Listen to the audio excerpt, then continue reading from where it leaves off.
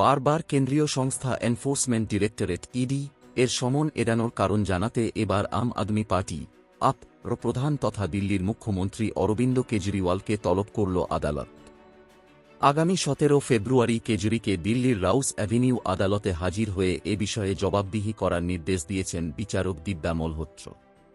দিল্লির আবগারি দুর্নীতি সংক্রান্ত মামলায় পঞ্চমবারও ইডির সমন এড়িয়েছেন কেজরি। এড়িয়ে গিয়েছেন জিজ্ঞাসাবাদ। তা নিয়ে তাঁর বিরুদ্ধে আদালতের দ্বারস্থ হয়েছিল ইডি।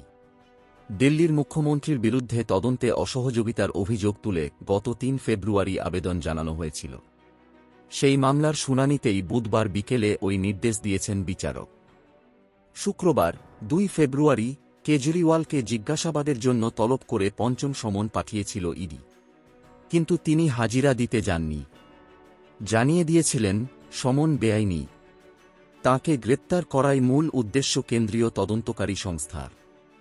এর আগে 2 নভেম্বর, 21 ডিসেম্বর, 3 জানুয়ারি, 13 জানুয়ারি সমন পাঠানো হয়েছিল কেজরিকে। প্রতিবারই অনুপস্থিত থেকেছেন তিনি। প্রথম সমনের পরে আপ প্রধান জানিয়েছিলেন মধ্যপ্রদেশে বিধানসভা ভোটের প্রচারে থাকার কারণে 2 নভেম্বর ইডির দপ্তরে হাজিরা দেননি তিনি। এরপর কখনো অন্য কাজ, কখনো 10 দিনের বিপাশনায় যোগ দেওয়ার কথা জানিয়ে সমন এড়িয়ে গিয়েছেন। এবার কেজরি অভিযোগ করেছেন যে তাঁকে বেআইনিভাবে সমন পাঠানো হয়েছে।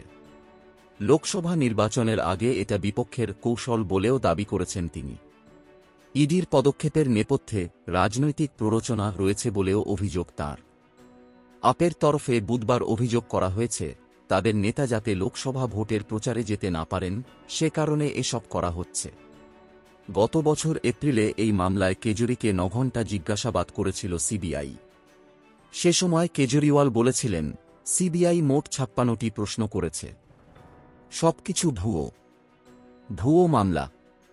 আমি নিশ্চিত আমাদের বিরুদ্ধে ওদের কাছে কোনো প্রমাণ নেই।